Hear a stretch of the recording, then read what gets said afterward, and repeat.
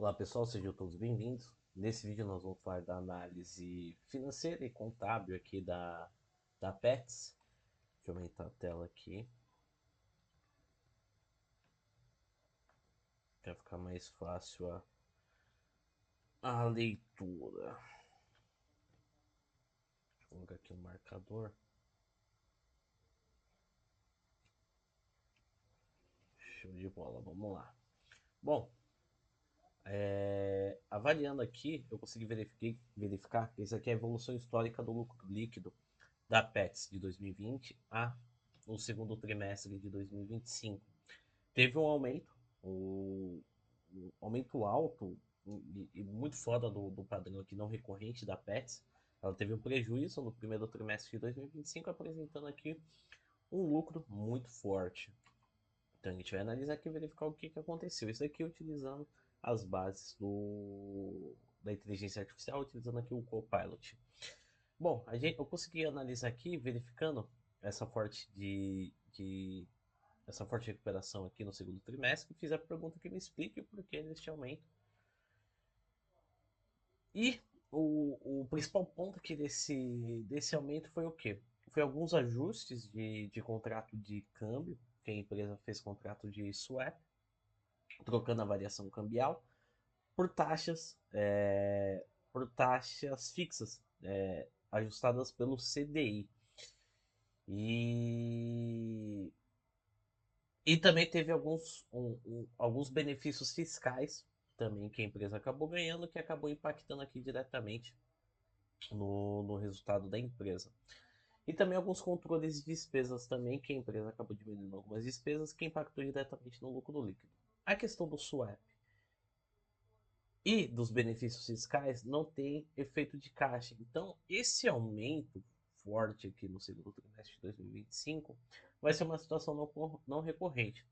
Possivelmente, se algo tiver um aumento forte de vendas, um contrato muito bom, o, o, no terceiro trimestre a tendência é ter um ajuste desse aumento fora do comum do segundo trimestre. Então, se a gente analisar aqui o que a inteligência artificial trouxe aqui para a gente, ah, cadê? Ó, efeitos de contábeis e não recorrentes. O lucro contábil inclui ganhos fiscais e ajustes contábeis, como marcação a mercado de dívida em dólar. Então a empresa tinha dívida em dólar, que ia variando de acordo com a variação cambial. Conforme o dólar ia variando, essa dívida ia variando. Só que ela fez um contrato. Ela fez um contrato aqui de operação de swap cambial que gerou impacto positivo de 2 milhões sem afetar o caixa. Então, simplesmente ela fez a troca, que era um- um- uma dívida que estava em dólar, fez um contrato, alterou essa dívida para um contrato de swap, se, se que ficou em uma taxa de juros lá, uma taxa fixa, ficou fixada numa taxa fixa. Independente agora com essa taxa fixa, se o dólar variar, ela vai pagar ali o mesmo valor, né, independente da variação cambial. Só que se o dólar abaixar, a empresa vai perder. Porque aí no caso, se o dólar tiver uma tendência de baixa aí, ela vai acabar perdendo, porque como que a taxa dela era fixa, ela vai perder em relação à variação cambial. Mas se o dólar aumentar, ela vai ganhar porque a dívida dela agora está numa taxa fixa. Se aumentar o dólar, ela vai pagar o mesmo agora. Agora, se o dólar abaixar, vai ser uma perda, uma perda de referente à variação cambial. Então, ela vai pagar mais, porque a taxa está fixa, do que ela pagaria se fosse uma dívida baseada no dólar, se o dólar abaixar. A gente, eu, a IA me gerou aqui um resumo da virada. A Pets conseguiu crescer na receita, melhorar margens, reduzir despesas, tudo ao mesmo tempo. E ainda contou com ajustes contábeis, mas o que impactou mesmo foi esses ajustes contábeis. Teve aumento da receita, ajustes das despesas, mas esses ajustes contábeis positivos aqui turbinaram o lucro do líquido contábil.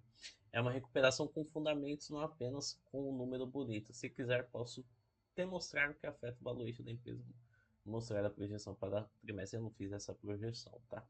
Fiz a pergunta aqui dessa situação não recorrente, ela explicou aqui pra gente. É uma troca, igual eu expliquei, é uma troca de riscos financeiros. No caso, a Petsky, ela provavelmente tinha dívidas em dólar atreladas ao câmbio e fez o contrato de swap para proteger-se da variação cambial. Funciona assim: a empresa troca a exposição do dólar por uma taxa de juros fixa, ou CDI. Se o dólar cai, ela perde no contrato, mas ganha na dívida. Se o dólar sobe, ela ganha no contrato, compensando o aumento da dívida. E a questão do que é marcação de mercado é uma regra contábil que obriga a empresa a reavaliar. Então ela vai ter que fez um ajuste contábil, fazer uma reavaliação, fazer um recálculo dessa dívida e fazer um ajuste contábil a valor justo de contratos financeiros a cada trimestre com base nas condições atuais de mercado. Então ela tinha lá um contrato lá provisionado a dólar com ajuste de CDI, ela fez um ajuste. Como que ela fez esse ajuste? É uma taxa fixa.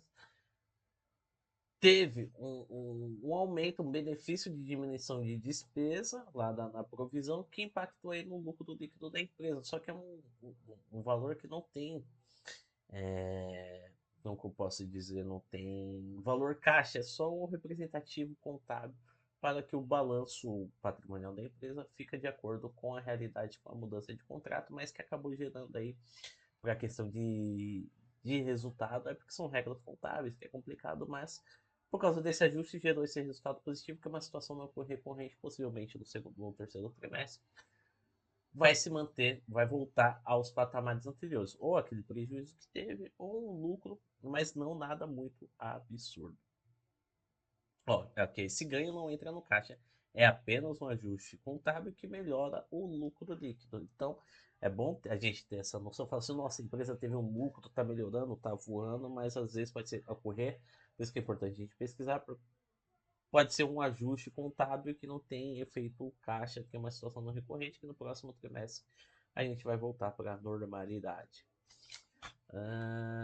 Vamos lá, tá, balanço patrimonial de forma gráfica, que a gente tem um ativo que está 3 milhões 812 milhões, tem um passivo de 3 milhões 112 e o patrimônio líquido aqui de 700 milhões estimado.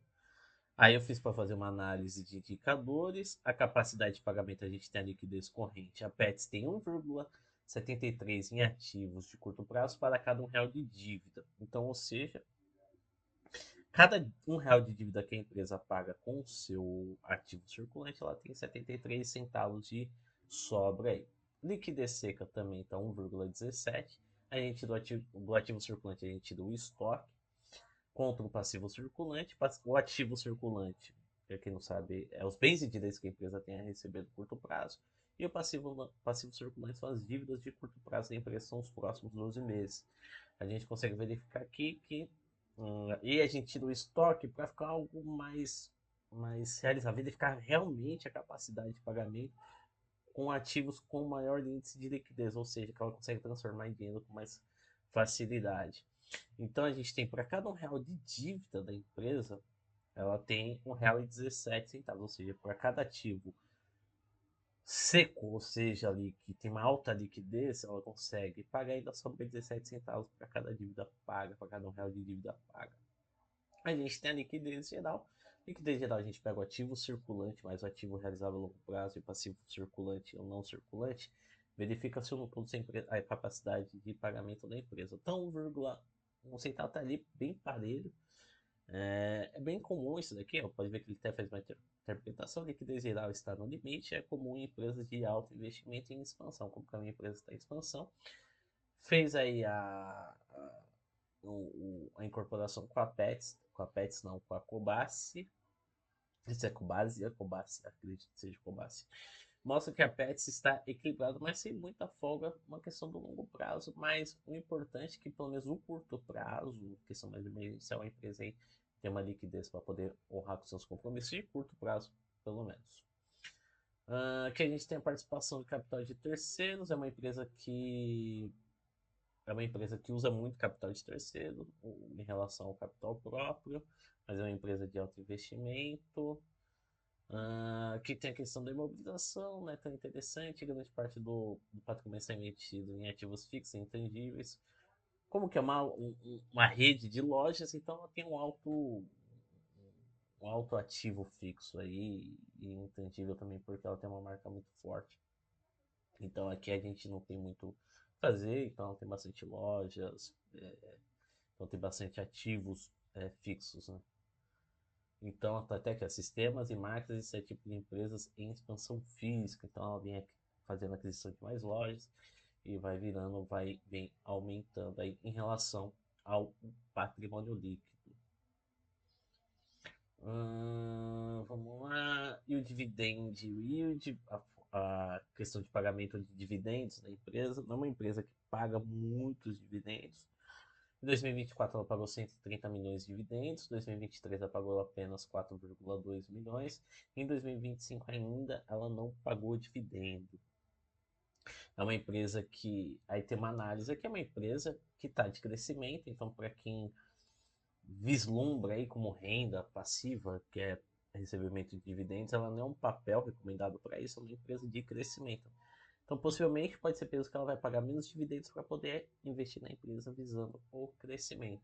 Então, é aquela empresa para você vislumbrar aí um longo prazo, visando valorização de cotação, ou mais para frente, quando ela se consolidar com mais força, é questão de aumento do dividend yield e ela pagar mais dividendos. Se a fusão da Cobase gerar sinergias, as operações podem voltar em 2026.